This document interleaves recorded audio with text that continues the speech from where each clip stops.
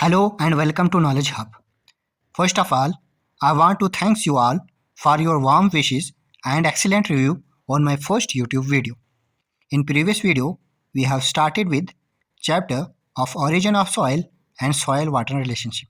उसमें हमने कुछ टॉपिक्स डिस्कस किए थे such as how soil is formed from the rock, the process of weathering हमने वहाँ पे डिस्कस किया था. कुछ सॉइल डिपॉजिट्स की बात की थी जैसे रेजिडुअल सॉइल, ट्रांसपोर्टेड सॉइल, कोलेबल सॉइल एक्स्ट्रा. उसके बाद क्ले के बारे में बेंटोनाइट क्ले और black cotton clay. Loam peat extra. इस वीडियो में हम सॉइल वाटर रिलेशनशिप के बारे में बात करेंगे. एक इम्पॉर्टेंट टॉपिक है. पहले जैसे नाम से हमें पता चल रहा है सॉइल का वाटर के साथ कैसा रिलेशनशिप. सॉइल में जब हम वाटर ऐड करेंगे तो सॉइल उसके साथ कैसा रिलेशनशिप बनाएगा. सॉइल वाटर रिलेशनशिप को समझने से पहले हमने फेज सिस्टम को समझना होगा. फेज सिस्टम हमारे पास दो टाइप के होता है, एक टू फेज सिस्टम और एक three phase system. Two phase system, एक हमने अगर कंटेनर ले लिया उसमें हमने सॉइल डाली तो आप देखोगे सॉइल है, यहाँ पे सॉलिड्स जिसको बोलते हैं वो हैं और कुछ वाइट्स हैं. इस वाइट्स में एयर्स भी हो सकती है. ऐसे सिस्टम जिसमें सॉइल और एयर होगी, या ऐसा सिस्टम जिसमें सॉइल के सॉलिड पार्टिकल्स और वाटर उसमें होगा. दो चीज़ें, एक सॉइल के सॉलिड्स, वाटर, सॉलिड्स, एयर. ऐसे सिस्टम को हम टू फेज सिस्टम बोलते हैं. दूसरी तरह थ्री फेज सिस्टम ऐसा सिस्टम होता है जिसमें तीनों चीज़ें प्रेजेंट होगी, वाटर, वाइट्स और सॉलिड्स. यहाँ देखो सॉइल में सॉलिड्स भी है, एयर भी है और वाटर भी है. इसके साथ में दो इंपॉर्टेंट टर्म सॉइल की, what is dry soil and what is saturated soil. Dry soil एक ऐसी सॉइल होती है जिसमें सिर्फ एयर प्रेजेंट होती है, विदाउट वाटर, जिसमें वाटर की कुछ भी नहीं होगा. ऐसी सॉइल्स को हम ड्राई सॉइल बोलते हैं. और दूसरी टाइप ऑफ सॉइल जिसमें सॉलिड्स भी प्रेजेंट होंगे और वाटर भी प्रेजेंट होगा. पूरे जो वाइट्स हैं इसके वो वाटर के साथ भरा होगा, एयर यहाँ पे कुछ नहीं होगी. तो ऐसे सॉइल वाटर रिलेशनशिप की जब हम बात करते हैं, कुछ इसमें इंपॉर्टेंट टर्म्स होती हैं. सबसे पहले इंपॉर्टेंट टर्म वाइड रेशियो, इसको हम ई से डिनोट करते हैं. वाइड रेशियो क्या होता है? It is the ratio of volume of voids. जो अभी हमने देखा था सॉलिड के साथ साथ में जो इसके वाइट्स थे सॉइल में, उसका रेशियो होता है, उसके वॉल्यूम का रेशियो होता है to the volume of ratio of solids. और जो सॉइल के सॉलिड्स होते हैं उसका रेशियो होता है E is equal to volume of voids to the volume of solids. तो यहाँ पे आप देख सकते हैं इसकी वैल्यू 0 से लेके इन्फिनिटी तक होती है. वाइड रेशियो की वैल्यू कभी भी 0 नहीं होगी. इसका रीजंस क्या है? 0 एक्सक्लूड है यहाँ पे और इसकी वैल्यू इन्फिनिटी तक जाएगी. वो इसलिए क्योंकि वॉल्यूम ऑफ वाइट्स कुछ ना कुछ हमेशा रहेगा. वॉल्यूम ऑफ वाइट्स कभी भी 0 नहीं हो सकते. It is impossible. हम सॉइल को चाहे कितना भी कॉम्पैक्ट कर ले उसमें कुछ ना कुछ वॉल्यूम हमेशा रहेगा, इसलिए 0 इसमें इंक्लूड नहीं होता है. उसके बाद 0.1, 0.2 समथिंग ऐसे इन्फिनिटी तक इसकी वैल्यू बढ़ती जाएगी. Second one is porosity. Void ratio को आप देख सकते हो पोरसिटी के फॉर्म में भी लिखा जा सकता है.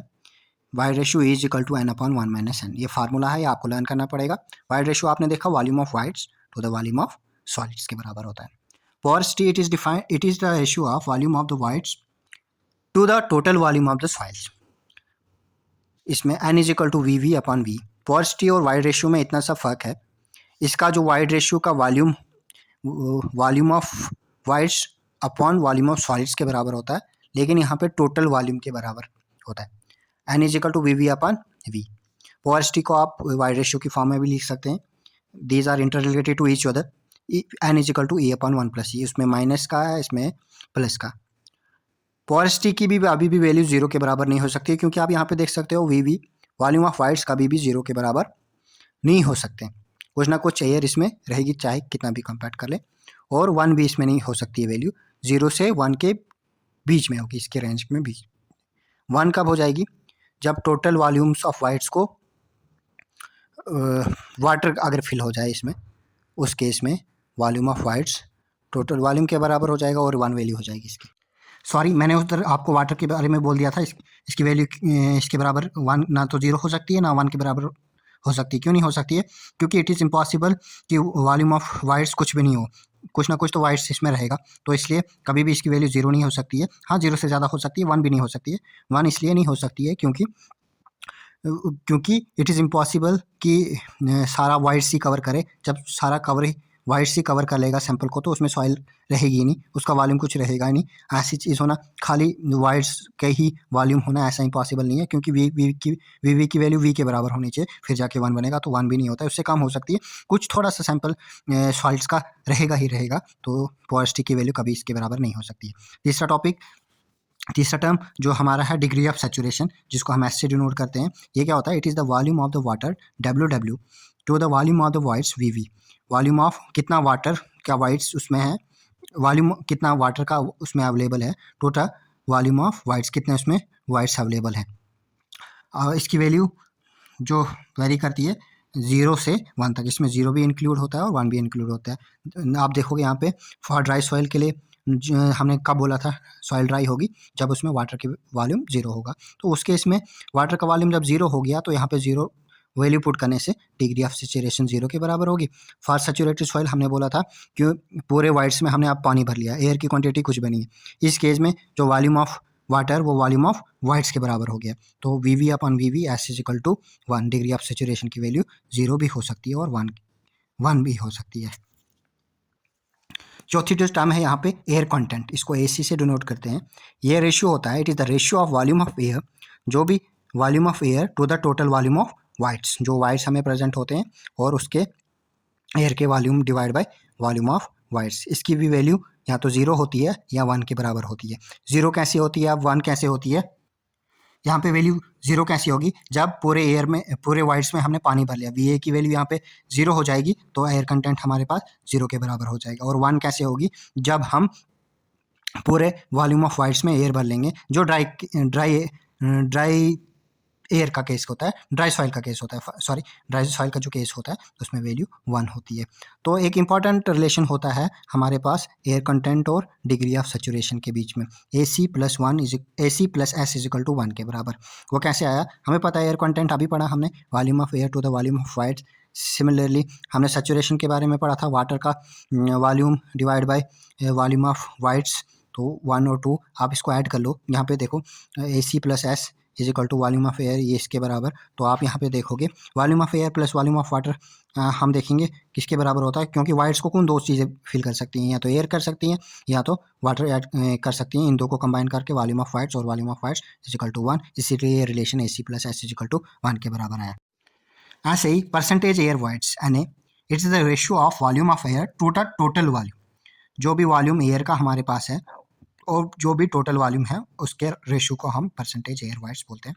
परसेंटेज एयर वाइट्स की वैल्यू 0 हो सकती है। देखो VA की जगह हमने अगर पूरा पानी भर लिया, तो वाइट्स की जगह पूरा पानी आ गया, VA की वैल्यू 0 होगी, तो परसेंटेज एयर वाइट्स की वैल्यू 0 होगी। इसमें 1 तक वैल्यू वेरी करती है, 1 नहीं हो सकती। क्यों नहीं हो सकती है? क्योंकि ये वही बात होगी अगर हम एयर की वैल्यू टोटल वॉल्यूम ले लें, तो पूरी हवा है किसी कंटेनर में या किसी सैंपल में, क्या ये पॉसिबल है? सॉइल का सैंपल कुछ ना कुछ तो होना ही चाहिए, तो 1 इसकी वैल्यू नहीं हो सकती है। तो वॉल्यूम हमें पता है किसके बराबर होता है, total volume volume of soil plus volume of voids के बराबर होता है। VA is less than V। तो हमने देखेंगे अभी तक जो हमने 5 इंपॉर्टेंट टर्म्स पढ़ी, इसमें वॉल्यूम एक इम्पॉर्टेंट क्वांटिटी थी। वॉल्यूम के बेस में ये 5 टर्म हमने पढ़ी। इसमें देखोगे आप वाइड रेशियो, इसमें भी वॉल्यूम होगा, पोरेसिटी में भी वॉल्यूम, डिग्री ऑफ सैचुरेशन में भी वॉल्यूम, एयर कंटेंट में भी वॉल्यूम, परसेंटेज। अब किसका वॉल्यूम किसके साथ, जैसे volume of voids volume of solid के साथ, volume of voids volume of total volume के साथ, डिग्री ऑफ सैचुरेशन में volume of water to the volume of voids के साथ, एयर कंटेंट में volume of air to the volume of voids के साथ, ऐसी परसेंटेज एयर वाइट्स हमने पढ़ा, वो volume of air to the total volume. और ये जो इसमें जो रेंज है वाइड रेशियो की, कहाँ से कहाँ तक वेरी करता है, पोरेसिटी की वैल्यू, डिग्री ऑफ सैचुरेशन की वैल्यू, एयर कंटेंट की वैल्यू, परसेंटेज में भी क्वेश्चन बन सकता है, तो ये इंपॉर्टेंट है। अगर मैंने इसको ब्रीफली इन 5 टर्म्स को मैंने छोटे शॉर्टकट में आपको बताया कि इतने सारे में भी आप याद रख सकते हो कि वाइड रेशियो किसके बराबर होता है और उसकी वैल्यू किस में कहाँ से कहाँ तक वेरी करती है। अभी तक हमने कुछ टर्म्स पढ़ी थी, हमने उनको वॉल्यूम के बेस पे डिफाइन किया था। अब कुछ टर्म्स ऐसी होती हैं जिनको वेट या यूनिट वेट के बेस पे डिफाइन किया जाता है। पहला, water content. It is the ratio of mass of water present to the mass of solid particles. किसका रेशियो होता है? Weight of water to the weight of solids. इसकी जो वैल्यू होती है वाटर कंटेंट की 0% होती है ड्राई सॉइल के लिए। ऑब्वियस सी बात है, जब वाटर प्रेजेंट ही नहीं होगा तो इस केस में वाटर कंटेंट की वैल्यू 0 होगी। और and its magnitude can exceed 100% से भी बीच में इसका एक्सीड किया जाता है। तो इसकी वैल्यू 0 हमने अभी देखी थी, जो इसमें इंक्लूड थी। जब ड्राई सॉइल की केस में वाटर जब इसमें प्रेजेंट ही नहीं 0 होगा, ऐसे ही इसकी वैल्यू इन्फिनिटी तक वेरी करती है। कैसे वेरी करेगी? जब वेट ऑफ वाटर सॉलिड के वाटर के बहुत ज़्यादा होगा तो उस केस में जो वैल्यू होगी इसकी इन्फिनिटी होगी। On the base of weight हमने पहली टर्म जो पढ़ी वाटर कंटेंट पढ़ी, ये रेशियो होता है weight of water to weight of solids. इसकी वैल्यू 0 से इन्फिनिटी तक वेरी करती है। इसमें जो ड्राई सॉइल के केस में वाटर कंटेंट हमें 0% मिलता है और इसका मैग्नीट्यूड 100% से भी एक्सीड कर सकता है। दूसरी term, true specific gravity. True specific gravity ये रेशियो होता है unit weight of solids, solid का जो यूनिट वेट है divide by unit weight of water. Simple सी टर्म है specific gravity, true specific gravity. ये रेशियो होता है इन दो क्वांटिटी का। मास स्पेसिफिक ग्रेविटी जीएम से डिनोट करते हैं इसको। ये रेशियो होता है बल्क यूनिट वेट, टोटल या बल्क का मतलब total weight of solids plus wait of water. क्योंकि एयर इसमें है नहीं, वेट के केस में देखोगे आप, क्योंकि एयर का वेट ही नहीं होता है तो इसमें इन टर्म्स में एयर तो यहाँ से निकल गई है। तो आप ये इंपॉर्टेंट, ये बीच में ऑब्जेक्टिव में पूछ लेता है कि ट्रू स्पेसिफिक ग्रेविटी बताओ इनऑर्गेनिक सॉइल की। इनऑर्गेनिक सॉइल आपको पता है जिसमें ऑर्गेनिक मैटर्स नहीं होते हैं। इनऑर्गेनिक सिंपल कोई डेड और डिकम्पोज मटेरियल से नहीं बनता है। ऑर्गेनिक डेड और डिकम्पोज मटेरियल से बनी हुई सॉइल को बोलते हैं। इनकी जो वैल्यू होती है इनऑर्गेनिक के लिए 2.6 से 2.7 होती है और ऑर्गेनिक सॉइल के लिए ट्रू स्पेसिफिक ग्रेविटी की वैल्यू 1.2 से 1.4 के बीच में लाई करती है। Another term is unit weight of solid. आपको पता है यूनिट वेट किसके बराबर होता है? वेट अपॉन वॉल्यूम के बराबर।